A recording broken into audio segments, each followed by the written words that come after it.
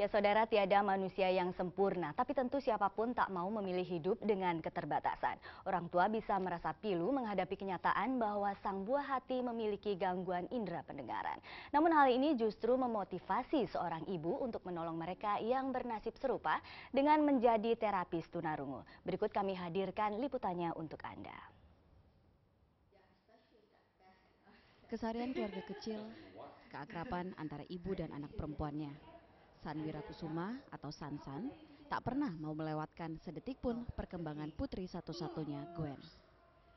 Gwen divonis menderita gangguan pendengaran sejak masih bayi. Kerusakan fungsi pendengaran Gwen sudah sangat parah, sehingga harus menjalani implan koklea atau penanaman chip di dalam rumah siput untuk membantu sistem pendengaran. Momen yang sesaat membuat Sansan terpukul, tetapi ia tak mau terpuruk dalam kesedihan. Cuman dia pernah bertanya bahwa sampai kapan sih dia harus memakai alat bantu dengarnya itu, dia harus memakai implannya tersebut. Terus kan saya jelaskan ke dia waktu itu bahwa oh iya, kamu menggunakan alat implan, alat bantu mendengar karena dulu pas kecil itu dia itu kenanya virus infection. Jadi dia terinfeksi oleh virus saat saya hamil.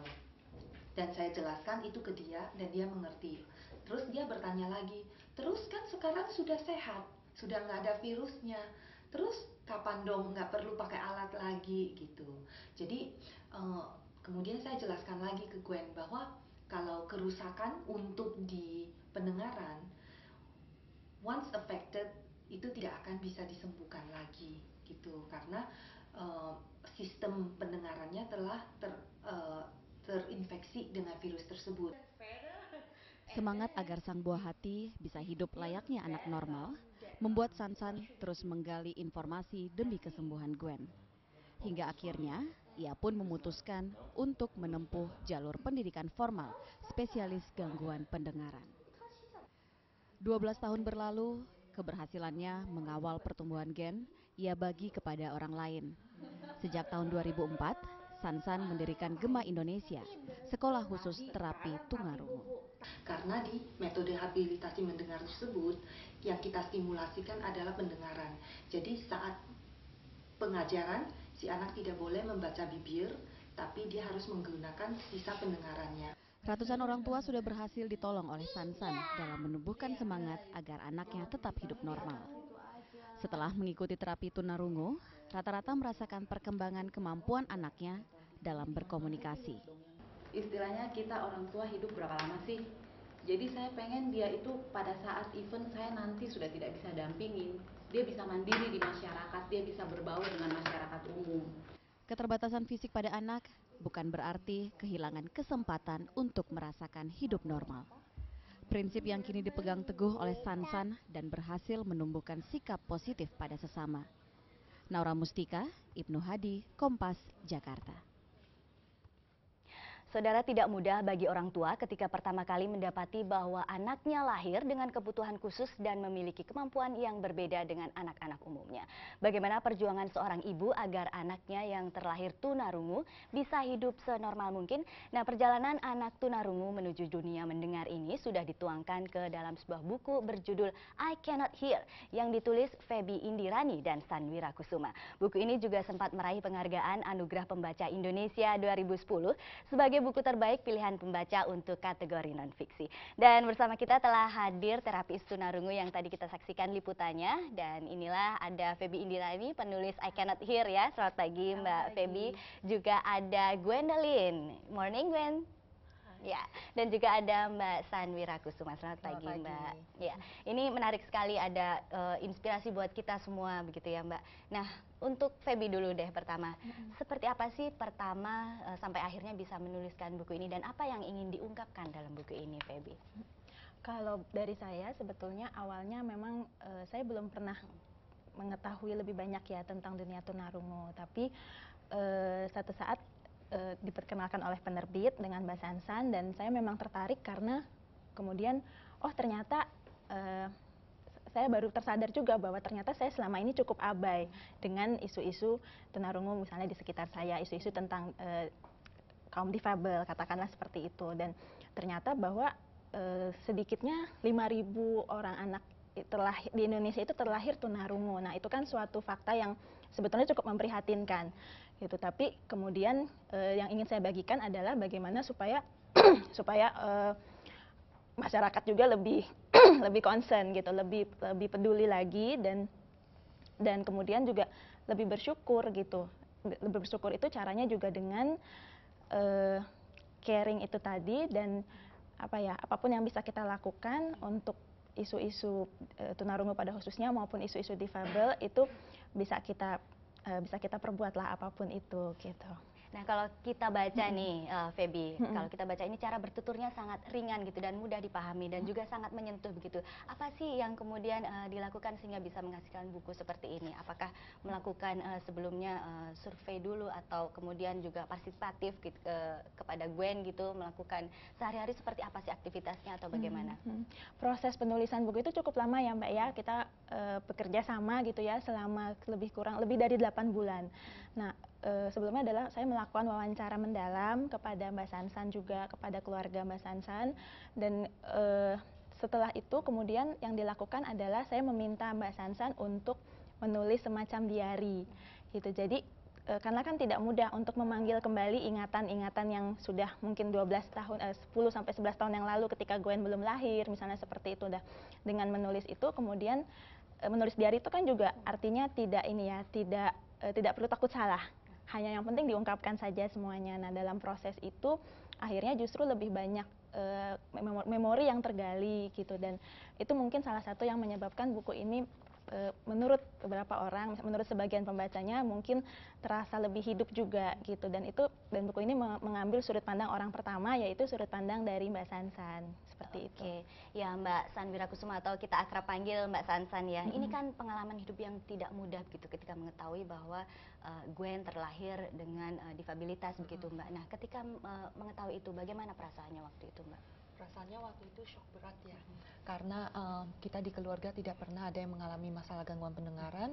Yang ada kita seperti detach dari dunia ini, tidak tahu apa yang harus kita lakukan, harus kemana kita, bagaimana cara berkomunikasi dengan si anak, bagaimana caranya kita sebagai ibu ya mengungkapkan I love you gitu kepada si anak. Jadi saat itu sangat cemas, kemudian juga kaget dan shock berat.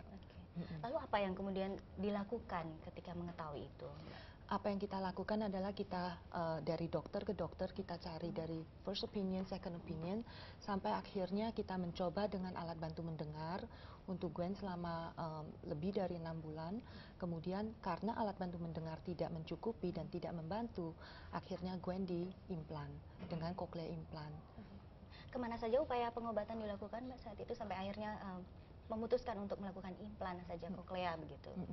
Kebetulan saat itu kita tinggalnya di Hong Kong, jadi kita ke beberapa dokter spesialis THT di Hong Kong, kemudian juga pernah ke dokter spesialis di Singapura, dan juga kita juga mencoba dengan pengobatan tradisional gitu. Jadi semuanya kita coba, ternyata dengan time limit yang kita berikan kepada diri kita sendiri bahwa kita mencoba semuanya, tapi tetap dengan time limit, dan ternyata semuanya nggak berhasil.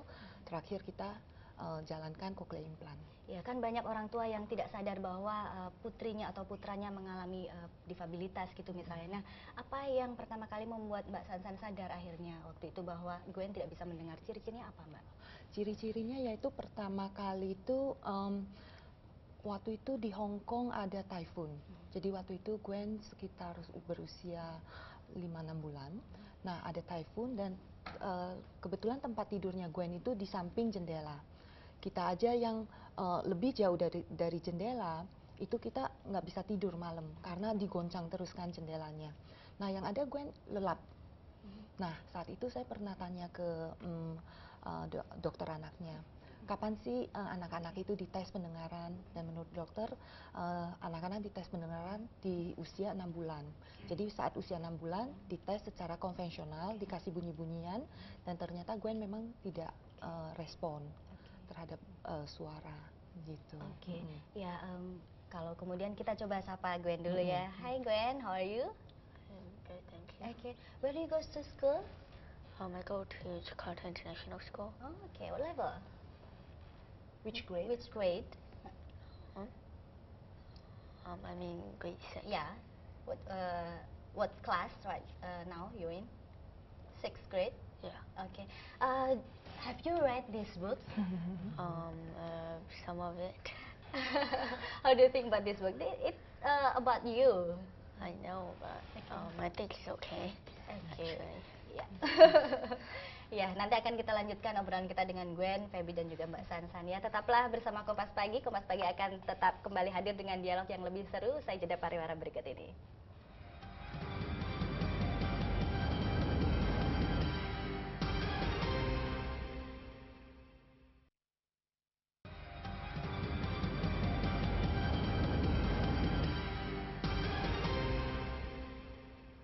Kompas Pagi kembali menemani Anda dan tentunya bersama tamu-tamu yang sudah ada di studio. Ada Feby, Gwen dan juga Mbak Sansan yang akan mengobrol dan berdialog tentang indera pendengaran ya Mbak, terutama pada Gwen yang punya kebutuhan khusus ya.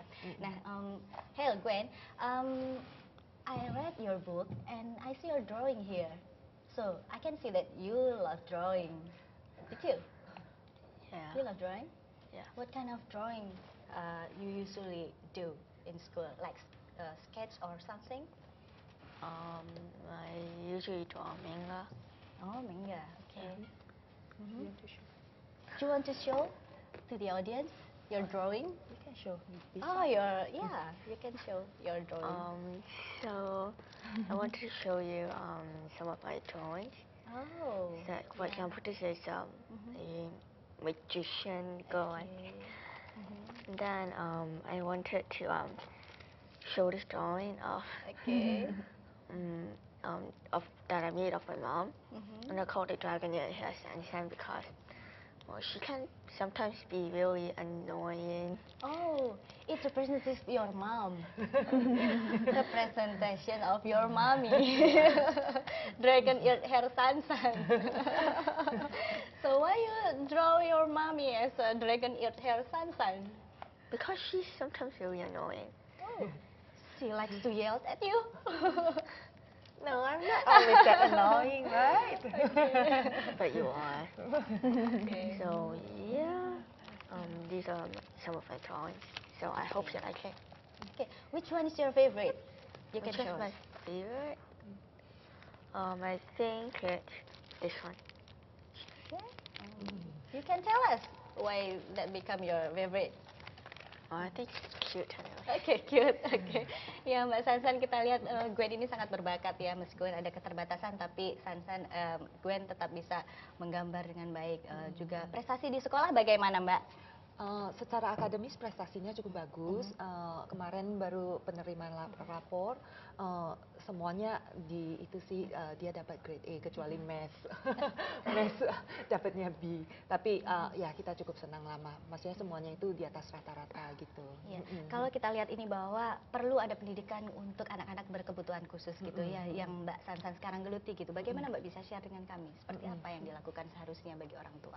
Oke, buat para orang tua yang memiliki anak dengan masalah gangguan pendengaran, intervensi harus dimulai sejak kecil, sedini mungkin, yaitu sejak kecil langsung ketahuan memiliki gangguan pendengaran, langsung dipasangkan alat bantu dengar, kemudian diikuti dengan habilitasi mendengar. Nah, kenapa habilitasi mendengar? Karena tujuan kita adalah untuk menstimulasi pendengaran. Jadi indera pendengaran yang lemah itu kita stimulasikan sehingga menjadikan indera itu kuat dan sehingga si anak memiliki kualitas hidup seperti teman-teman yang normal lainnya. Contohnya, dengan bisa mendengar tanpa membaca bibir, si anak bisa menggunakan telepon, bisa nonton di layar TV dan lain sebagainya. Jadi itu meningkatkan kualitas hidup si anak secara umum. Jadi memang perlu dilakukan begitu ya Mbak, supaya lebih partisipatif juga dari orang tua dan juga lingkungan gitu ya Mbak. Betul. Sekarang kita ke Feby. Feby, selama proses penulisan buku ini, apa yang kemudian paling berkesan buat Feby?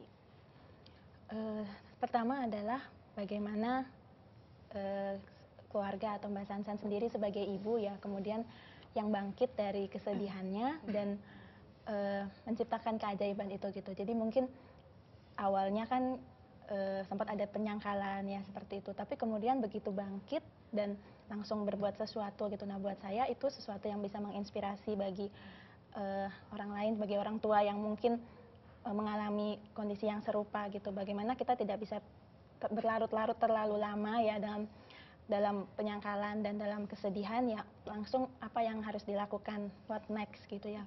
Dan yang kedua adalah bagaimana kita memang harus, yang pembelajarannya buat saya begitu banyak hal yang harus kita syukuri dan tidak berhenti di situ, kita harus berbagi sama orang lain. Mbak Sansan setelah berhasil mendidik Gwen misalnya, kemudian mendirikan Yayasan Indonesia Mendengar ya Mbak ya, bersama dengan orang tua lain. Dan Yayasan Indonesia Mendengar itu tidak hanya bagi anak-anaknya saja gitu, tapi juga bagi orang tuanya, supaya apa ya, ada perasaan solidaritas, tidak merasa sendiri gitu, dan selalu bisa bertukar informasi dan juga bisa menolong banyak orang lain yang mungkin mengalami nasib yang serupa seperti itu. Ya, buku seperti ini gitu tentang biografi dan juga memberikan Semacam pembelajaran ya pada orang lain, seperti bahwa ada anak-anak atau mungkin orang lain yang punya kebutuhan khusus tapi masih tetap bisa berprestasi. Betul. Ini sudah seringkah Feby menulis buku-buku seperti Enggak, ini baru pertama.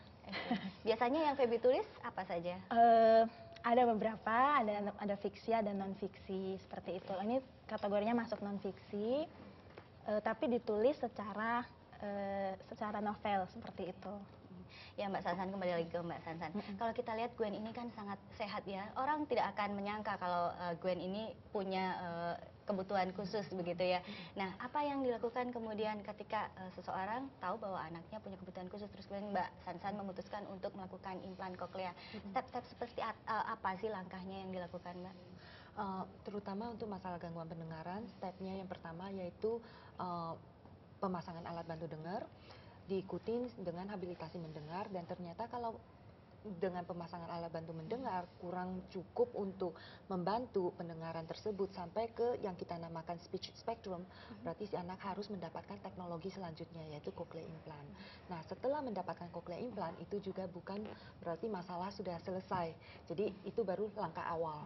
Berarti langkah awal di mana kita sebagai ibu ataupun dengan profesional yang lainnya membantu si anak untuk memasuki jenjang ke dunia mendengar tersebut, yaitu diajarkan perlahan-lahan semua kata-kata itu diulang ratusan kali sehingga si anak mengerti. Jadi dari apa yang dia dengar sampai dia mengerti kemudian dia bisa mengucapkan, itu merupakan suatu proses yang panjang. Proses yang panjang, tapi juga tentu butuh bantuan ya, karena tidak semua orang tua punya kemampuan seperti itu ya Mbak ya. Makanya ini butuh, disinilah kemudian Yayasan Indonesia Mendengar ini ya. Betul. Iya. Jadi kita ada sejak tahun 2005 yang lalu Yayasan Indonesia Mendengar itu dibangun, itu dimulai dari 6 keluarga dengan visi yang sangat simpel, yaitu untuk memberikan sebagai wadah informasi, memberikan informasi kepada para orang tua yang memiliki anak-anak dengan gangguan pendengaran, dan kita juga percaya bahwa anak dengan gangguan pendengaran memiliki suatu potensi yang sangat besar dan mereka bisa mencapai potensi semaksimal mungkin. Ini yang harus dipelajari oleh orang tua lainnya gitu. Ya, Gwen, in the next 4 days we will celebrate Mother's Day. Do you want to say something to your mommy? You love your mommy so much? Well, I don't know anything about Mother's Day. When is Mother's Day? The Indonesian Mother's Day is in December, you know. Yeah. Do you love your mother?